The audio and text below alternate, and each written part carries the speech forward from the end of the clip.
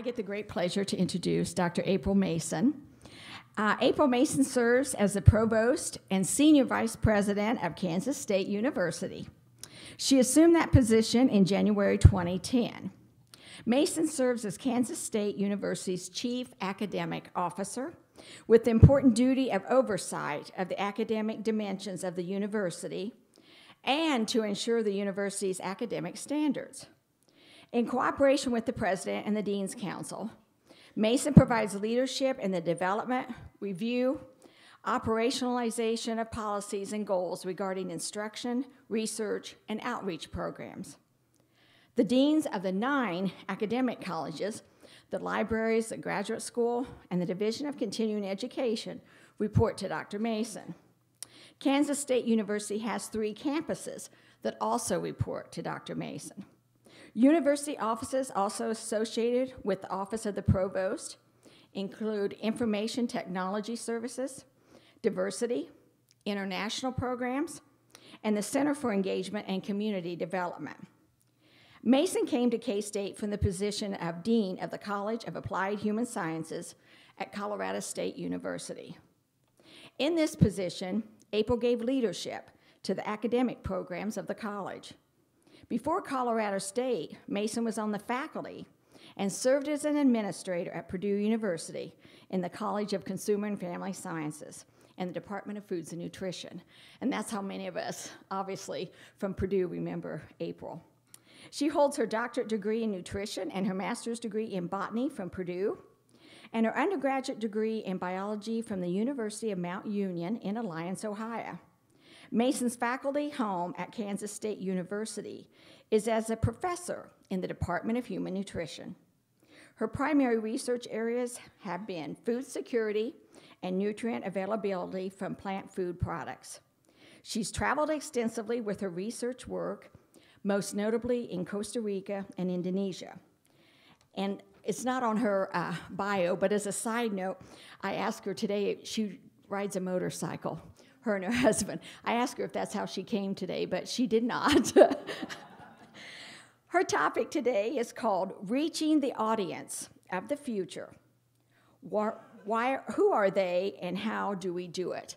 It's my pleasure to welcome Dr. April Mason.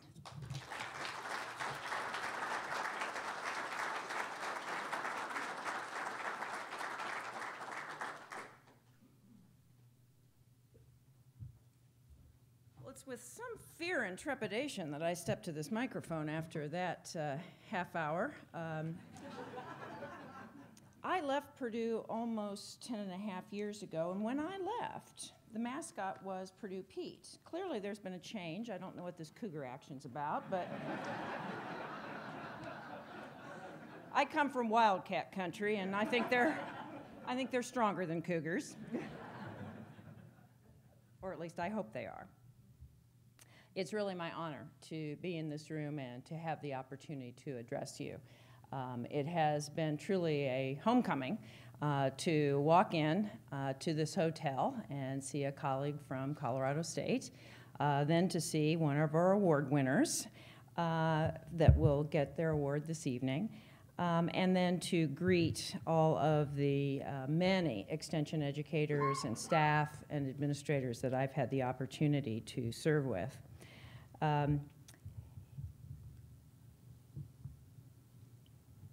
As my introduction has indicated, I'm one of you. Once an extension professional, truly always an extension professional. Give me a little minute to get organized here. Yeah, I was inducted in ESP 10 years after beginning as an extension specialist at Purdue University. And I engaged in extension activity for the 20 years that I was at Purdue. Then when I went to Colorado State University, I was immediately accepted as a colleague by so many in the Colorado State University Extension program. And now, as I have transitioned to Kansas State University, find wonderful colleagues, one of whom I'm sitting next to, and others that I have the opportunity to work with. I'm proud of my professional history. Starting as an extension specialist back in 1984, had lots of energy, lots of enthusiasm, a lot of book learning. But I was woefully inexperienced in working in Extension. I was so blessed to have colleague specialists and many educators and countless audience members. Some of the educators are actually in this room today, who were willing to give me counsel, take me to meetings, introduce me to key people, and suggest ever so gently when they thought I could do something differently and better. Your conference coordinators are extremely thorough. They work very, very far ahead. And preparing for this conference, they invited me, I think it was over a year ago, to be here. And I know that surprises you not, whether they're Cougars or not. And someone finally will explain that to me at some point. You know that you're not surprised that they've been working well in advance. So I gave them the title for this talk, not quite a year ago, but probably 9 months ago. And so you will indulge me if I speak to that topic. Absolutely, I won't ignore the topic. But I'm also going to put the topic of the audiences of the future. Who are they and how do we reach them? If I put that in a context of other issues that affect cooperative extension today, and I think that really is, it sounds like, some of what you have been discussing already at this conference. I don't think we can talk about the audiences of the future if we don't think about the past and what foundation we build on today and what pressures and influences affect how we do our work as extension educators and extension professionals. Also, this being 2014 and the centennial celebration of the passing of the Smith-Lever Act, establishing our organizations, we need to celebrate that past, learn from that past, build on that past, and then learn from the present and prepare for our future. How many of you were in the Reagan building back in May to celebrate the passing and the signing of the Smith-Lever Act? I know some of you were. If you were not, and I was unable to attend personally, if you were not, I strongly encourage you to go to the website and listen to the streaming video that was put up there. It afforded me the opportunity to listen to what happened there, to join in, even virtually. Virtually join in. How do we reach the audience of the future? Perhaps the future's here in some ways. We reach audiences in different ways. I'm humbled to be in front of a group of extension professionals who were given the opportunity to hear Lowell Catlett speak to the group in Washington, D.C. on that particular day. If you've not heard his speech, you need to listen to it. First, he's a very captivating storyteller. I will not hold a candle to his storytelling. You know how when you're watching a video conference in your office or you're on a conference call and you start doing emails and checking your calendar? Who is the audience of our future? They multitask. They multitask a lot. But when I was watching Dr. Catlett's talk, I didn't multitask. I stayed right on tact with him. His recurring, deep, sotto voce voice, the past is a foreign country. They do things differently there. Now, if that isn't a good promo for his talk, for those of you who haven't heard it, you better go to that website. He said that many times. The past is a foreign country. They do things differently there. He intoned that many times and made me think of our past and how truly it is a foreign country, requiring us to come to the present and then the future with new ways, new languages, new techniques, new strategies, new topics, new partners, and new audiences. We have to stay on our toes in Extension, always. There is no room for complacency, staying in one spot, doing the same thing over and over again in Extension. When I return from conferences like this, I normally have a list of new books or resources that are recommended from the podium that sound great and I need to get and read. So, warning, warning. Here is your first resource that I will be recommending from the podium. And what I'm recommending this morning is The Modern Land-Grant University, edited by Robert Sternberg, former provost at Oklahoma State University and former president of University of Wyoming. Any Oklahoma State folk in here? Oh, I saw a hand almost go up. Maybe? Okay, I can go ahead with the rest of this speech because I kind of pick on the Oklahoma State folks. Excellent. Bob was a colleague of mine when he was a Big 12 provost. And when he came to the Big 12 conference, it was the first time that he'd worked at a public university. He has a rich history of his academic service in private institutions, but embraced the public land-grant university, and with many colleagues from Oklahoma State, in this book looked at our land grant of today, including many things that are very traditional to us that we think of very clearly: research, instruction, extension outreach, but adding things like finances, budgeting, service learning, study abroad, international programs, and oh my gosh, athletics.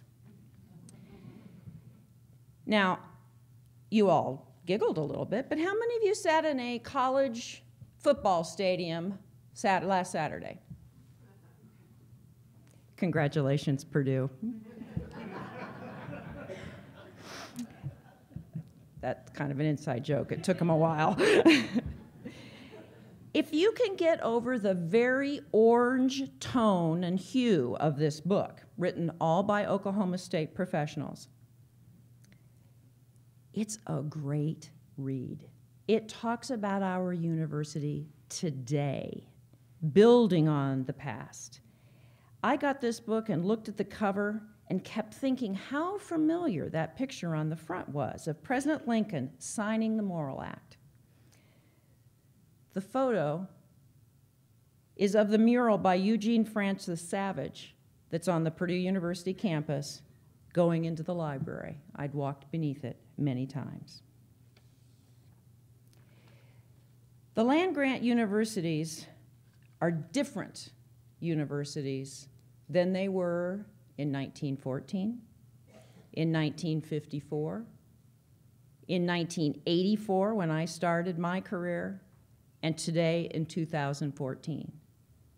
They have athletics. They have international programs. They have traditional discovery, learning, and engagement activities. The fundamental missions have not changed. The underlying values that those missions represent have not changed. Discovering new knowledge, sharing that knowledge with students on our campuses and with people in communities around the world. Because we're attending an ESP conference and because the honored Ruby Award is given at this meeting this evening, this year to a Purdue University colleague, Renee McKee, congratulations. I think it's only appropriate to look back at a previous Ruby Award recipient's lecture, Dr. Lucinda Noble of Cornell University. Dr. Noble set the scene for her lecture addressing stewardship in cooperative extension by reminding the audience of the current trends affecting higher education and extension programming in that time. She writes about changing demographics, levels of public and private financing, public perception of the value of extension work, skepticism and criticism of higher education, societal expectations of higher education, training and retraining a workforce, serving the previously underserved, urban youth, lack of school achievement, drug abuse, health care, environmental protection, and international relations. Some of you may have been at the ESP meeting and heard Dr. Noble give this talk. If you were, and you remember the year, you must keep quiet right now. What year would you think she would mention those items? Drug abuse, health care, public criticism of higher education. What year do you think? And if you know, you're not allowed to say. What year do you think this was? Oh, come on, this is an extension group. Yell out something. Pardon me? It could have been 2013. Any other guesses? 95. Were you there? 1995. Were you there? No. Okay. But he's really close. It was 1994. 1994, she mentioned all those things, all of which we deal with on a daily basis. Public criticism of higher education. Stab me. 1994, things have not changed that much in 20 years. I doubt that those same issues were the issues in 1914 when we started. Perhaps not urban youth and drug abuse in 1914, but urbanization was beginning. Child labor was an issue. But so many of the other issues are the ones our forebears have had to deal with in extension that Noble describes. I looked up Dr. Noble because I wanted to be able to talk about something else that I have used of hers and one of her valued colleagues, Carol Anderson. They put together a 1993 extension publication for Cornell on 6 tenets of leadership that she and Carol Anderson thought were extremely helpful to extension professionals in the early 90s. Let me remind you about what these are. They're tenets that I have used a number of times in my thinking. And I think they're helpful as we think about the second century of the Cooperative Extension Service, and might help us as we identify new audiences, addressing different issues, using different techniques. These tenets are: 1, leadership is based on a clear set of rationally defensible values. We as extension professionals must define our values as we work in our respective universities, in our community, our schools, 4-H, youth centers in urban areas, and even our international activities. Rationally defensible values. 2, leadership is a shared enterprise. The leaders that I work with and admire the most are those that work with many others to define issues, plot strategies, and prioritize actions. Many minds are truly better than one alone. 3, leadership includes a willingness to take calculated risk to capitalize on new opportunities. Does that resonate? Calculated risks to take advantage of new opportunities. And we have new opportunities in extension. We cannot be risk averse. We are the extension program of the future as we move forward. We can't make ill-advised, risky moves. But if we stand on the sidelines, we will never find new audiences. We will never be attractive to new audiences. We can't be afraid to look at issues differently and to take big steps in directions not yet traveled. In fact, I think that is what many of us have done, and many of our extension people that have gone before us have done. And we are called to do today, to take bold steps, to take calculated risks. 4, leadership requires balancing the need for extensive participation and input against the need to make timely decisions when critical issues arise. Now, I'll define this quickly for you. Sometimes there's room to form a committee, and sometimes there isn't. Sometimes you need to take the responsibility alone, bravely, facing the consequences, and other times you need to bring people together to talk about it, to make the next decision. 5, and my personal favorite. This tenet, I think, is one of the most creative ways of thinking about leadership. Leadership means building bridges between people and ideas. Diverse backgrounds and experiences are to be celebrated and used to create meaningful responses. Isn't that what we do? We look at audiences, we see the differences, but we find the commonalities. We celebrate the differences, and we use them to help us make meaningful responses. That's what reaching the audience of the future is going to entail. Diverse backgrounds in 1914 were different than diverse backgrounds and experiences today. Who will Extension's new audiences be in the future? Those that are in communities, in our country and the world that may have very different backgrounds and experiences. I like this tenet because of the bridge analogy. Sometimes there's an idea, a passion, a need, and there's a program, a solution, but there's this big gap between them. I think Extension can help build the bridges that bring those two things together. Dr. Myra Gordon is our Associate Provost for Diversity at Kansas State University, and she shared an African proverb with me. Those who built the bridge are soon forgotten by those that traverse it daily. In Extension, let's build new bridges to new audiences, remembering to recognize those who helped us build the bridges and not forget their insight in doing so as we traverse that bridge.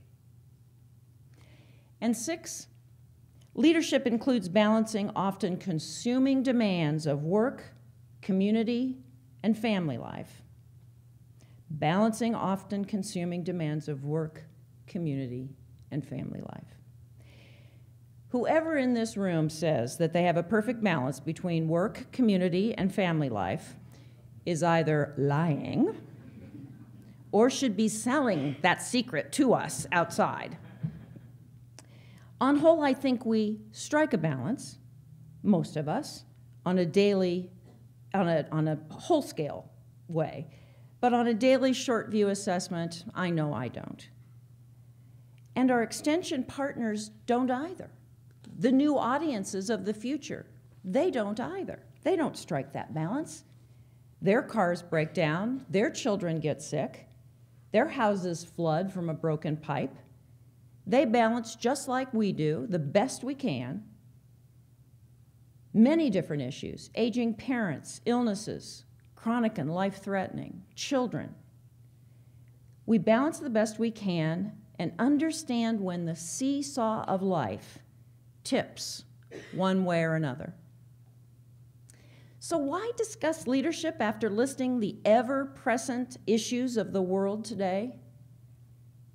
Because it's going to take strong, brave, true leadership to address the issues of the future with the audiences of Extension's future. We'll all need to take some risks. In 1914 or 1994, would you have thought we would be posting extension updates on Facebook and Twitter? I wouldn't have. Would you have thought Kansas State University would be offering its first MOOC, massive, open, online course by an extension professional on health? I don't think we would have anticipated that in 1994.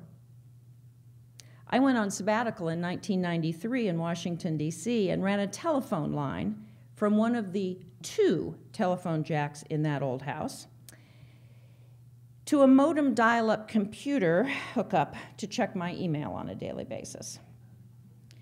So to some in this audience, that may sound as crazy as when I tell my kids about walking boxes of computer cards across the Purdue University campus to the math building, to the card reader, to do the statistical analysis of my PhD dissertation.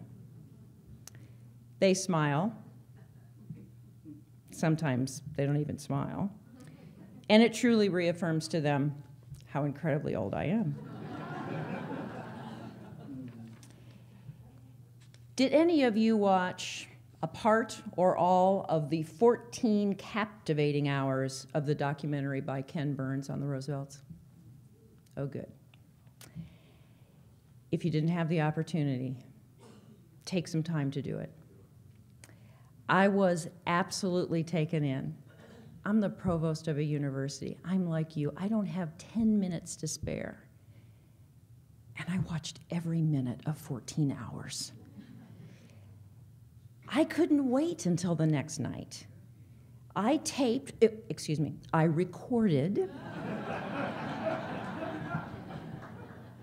recorded the episodes that I would have to miss because of commitments.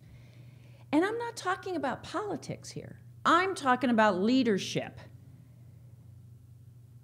Politics aside, they were bipartisan. Well, one part of the family was Democrat and one part of the family was Republican, causing some issues, by the way. But I'm talking about leadership. Risk-taking in times when no one could stand on the sidelines. The changes, the developments, the acts that we take for granted today came forward in the times of these 3 incredible people: Theodore, Teddy, Franklin, and Eleanor Roosevelt. Their incredible leadership in different ways have shaped the country we have today. Calculated risk takers, women of action, change managers. The first African American dined in the White House shortly after McKinley's assassination with the family of President Teddy Roosevelt. Who was the man? Booker T. Washington. The year was 1901, 13 years before the Smith-Lever Act was passed. Excuse me, you say, Susie Neer, Susie Platzmeyer, who invited this woman? I've not heard her indicate who will be the audience of the future for Extension. Well, here's the truth. I don't have a crystal ball. I've always wanted one. I've asked for one. I made mention once of wanting a magic wand. I now have 2 given to me, both gifts. First one given to me is red, so it has a power cat attached to it, taped. It's ineffective completely. Second one is purple. Good. Came from Disney World. Gift from the First Lady of the University. It's also completely ineffective. I thought coming from her it might work.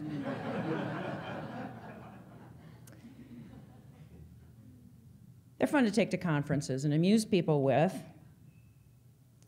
But I cannot stand here and tell you who your audiences of the future are. But I do hope we'll be open to any group that makes sense, that is willing to partner with us, what might be new and different and pose a bit of a risk. I hope we can be open to that. That might make us a little uncomfortable, that would help us grow and expand our understanding and make us different. Some of these people are in the room, and I am really blessed to have them here. With wonderful colleagues at Purdue University, I helped start a program in this state called Safe Food for the Hungry. The program helped teach food safety, nutrition, and volunteer development to soup kitchen, food pantry, and food bank personnel across this state. Our team worked collaboratively with state staff, county educators, not-for-profit food assistance program workers. We learned from each other. I learned from a food pantry staff member that having an advisory committee meeting that she needed to attend on the last day of the month, chosen by an academic that had a free day, was not the time to have it. The last day of the month, food stamps have expired, people have used them all, and her facility was crazy busy, and she couldn't get to the meeting. I learned from an extension educator, who is in the room, who may be in this, room, who is, I've seen her, that having a satellite downlink at the extension office was not as welcoming and familiar as renting the equipment and having the downlink at the food bank. Food safety and nutrition education were areas of our expertise. We partnered with individuals who had expertise in volunteer development and retention, 4-H. We worked with a group of extension that we hadn't worked with before, a new audience. We built the bridge to that audience. Who are the audiences of Extension's future? So, I can't wave my magic wand, or I can, but it doesn't work. I'm here to tell you that you need to plan and work to identify, each of you individually in your different communities, your different states and counties, who the extension audiences of your future are. Now, this next question is a very safe one to ask at an audience of ESP 2014. How many of you know about and use the logic model? I told you it was a safe question. Now, keep your hands up while I ask the second question. Much harder, I think. How many of you know an entire university that used the logic model to build their university strategic plan starting in 2010? Would you please note the hands that are still up? They come from the great state of Kansas, which I had never been in until I interviewed for the position of provost. They said, "You used to work in Colorado and you came from Indiana. How did you get there?" I went across Nebraska. I went I-80. I didn't go I-70. I'm so sorry. Shortly after I arrived in the Sunflower State, Kansas State, the president and I began framing the process by which we would help lead the university through a strategic planning process. Teaming with evaluation experts in our Office of Education, Innovation, and Education, we constructed a process that led groups using the logic model to create the strategic plan for the university the first year, the colleges and major units the second year, and departments under those colleges and major units the third year. The president of our university had never heard of the logic model, but he bought into it when we explained it to him. He saw that it would help us address an overall goal, sub-goals, identify assumptions, say what we could do, the actions we would take. It would help us indicate what outcomes we wanted and impacts we wanted. If you check out our K-State 2025 website, you'll see that each one of the strategic plans for our units is in the logic model format. Our faculty, our staff, our students, alumni, and selected stakeholders identified what concerns and impacts they wanted to address. They helped write a plan that backed up what actions needed to be taken to achieve the impacts. Was the process easy? No. What it did, though, was get people involved in what could be, what should be, what was a priority, and it would take into terms the inputs that we needed to put forward. Why is this so important? Priority setting is truly important in cooperative extension. It's already been said already this morning from this podium. We cannot do everything. I've been working in this system for 30 years. We keep saying we cannot do everything, but we keep trying to do just that. The strategic plan that we developed helps set priorities. There is extension and outreach engagement from each of our academic colleges and each unit on our campus. Funding and competition in the marketplace says we have to do the things we're very good at, we need to do them well, and we need to let less pressing, non-prioritized issues go. Easy for me to say. Really, really hard to do. But when a dean talks to me, or when the president and I confer, we say, is that identified in the strategic plan for that unit? Budgets are identified to go with that strategic plan. Our comprehensive development campaign is coupled to that strategic plan. We went through HLC accreditation recently, and our students knew what the strategic plan was. Our facilities workers knew what the strategic plan was.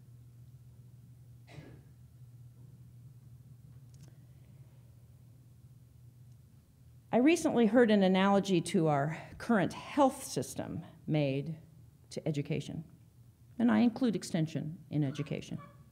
In the current healthcare system, we are asked for the same coverage at a lower cost. Do it better, do it faster, and do it for less money. Sorry to bring this up, but doesn't that kind of sound like the $10,000 degree that was suggested from the state just south of Kansas, and the idea has kind of blown north, unfortunately?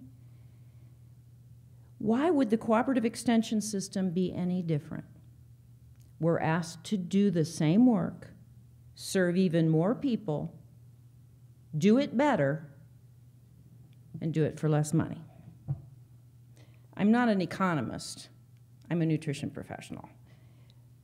But what we're asked to do is really hard, and it cannot be done if we don't prioritize. We have to make strategic decisions. We cannot do everything, but we can do what makes the strongest impact, and then we truly need to explain, clarify, and communicate why we do some things and don't do other things. The strategic plan for engagement, extension, outreach, and service at Kansas State will not look like other states, as our plan is tailored to the partners we have prioritized. The changing demographics of our state mean programming for the rising Hispanic, Latino, Latina population, working with the military as we are physically positioned right beside Fort Riley Military Base. In fact, the football game that I attended on Saturday was a celebration of the military personnel at Fort Riley. Our military leaders were in the university lounge to see the game. Our mascot, Willie the Wildcat, was in military fatigues. Our soldiers on the sidelines were doing push-ups with Willie, and some of them were personing 2 really loud cannons. And we scored a lot, so the cannons went off a lot. Emergency preparation is a priority in the state of Kansas and for cooperative extension in Kansas. Our extension and many other staff were involved in rebuilding the Greensburg, Kansas community after a tornado literally wiped it off the map. We look not only at natural disasters, but we look at infectious disease potential for humans and for animals. A federal facility being built adjacent to our College of Veterinary Medicine is the National Bio and Agro Defense Facility of Homeland Security and USDA. This facility positions our university to be leaders in infectious disease prevention. Today, quite a topic, as the shadow of Ebola news stories comes from West Africa and a lot closer, Dallas. New audiences? 4-H clubs for Spanish speakers in Western Kansas, military family outreach extension programs dealing with stress, multiple deployments, financial management, child development on our base, emergency and Kansas Department of Agriculture workshops on disaster preparedness. What you didn't learn in provost school. Recently, last spring, our campus put on with USDA, Kansas Department of Agriculture, a mock training exercise on foot and mouth. The exercise was a potential foot and mouth disease steer was brought into our College of Veterinary Medicine hospital. Each of us played ourselves in our roles. We were called to a command post, given information, some true, and what I found out later, some red herrings, to address the issues and make decisions. The president and I, as we often do, started discussing the issues. You know, what if we do this? What if we do that? One of the USDA officials said, "That isn't the way it works, Mr. President. You have to make a decision now." Make a decision. This was different from any emergency tabletop exercise we'd ever done. We had to decide. One of our police officers in the command post wanted verification of a piece of information that came in. I hadn't even thought to ask. The information that came in was a red herring. It was unconfirmed. Any decision made with that information would have been using the wrong intelligence information. I didn't learn any of that in provost school. Did any of us learn what we're doing today in our respective positions when we went to school? I already confessed, I went to school 30 years ago. I truly doubt it. We learned our discipline, our subject matter. We learned communication skills. We learned critical thinking, hopefully more critical than I exercised in that mock foot and mouth thing. But we also learned from doing. We learned from reading and studying constantly. We learn new things from our colleagues at meetings like this. We learn new things from the audiences we work with. I did, from the food assistance workers I had the honor of working with. We learn every day, and we should, because the world changes every day. Regarding learning from those we engage, Warning, my second book recommendation, you may already have it. But Noel Wittmeyer, biographer of Norman Borlaug, was on our campus a year ago. The biography he wrote of Norman Borlaug is called Our Daily Bread. How appropriate for a wheat breeder and father of the Green Revolution. Our students got to interact with Dr. Wittmeyer, asking him questions, asking him about Borlaug's legacy. This is the month of October. This is the month the World Food Prize will be given, and many of our land-grant universities will be present in Des Moines to see the ceremony. We can learn a great deal from Norman Borlaug. He did not give up when work was hard, when Mexican farmers did not accept his seed recommendations. He didn't abandon his work when money was scarce or even non-existent, and the Rockefeller Foundation wouldn't send him additional resources. He worked side by side, illiterate assistants in hot wheat fields, them showing him how they could neuter wheat kernels before he could in their fast and effectiveness. Who are Extension's new audiences? The ones we're open to, the ones that have needs that we can address, the ones we form partners with and complement expertise with, the ones that it makes sense to use the new technologies to reach, the ones we have included in our strategic priority plans that we get out and look at. The audiences who, like our extension professionals before us since 1914, have needs we can address with research-based, unbiased information. Audiences that allow us to serve the public good. The audiences that are the priorities in each of our respective communities. Before I close, I'd like to congratulate the award recipients that will be recognized this evening by Epsilon Sigma Phi. I've mentioned Renee McKee receiving the Ruby Award.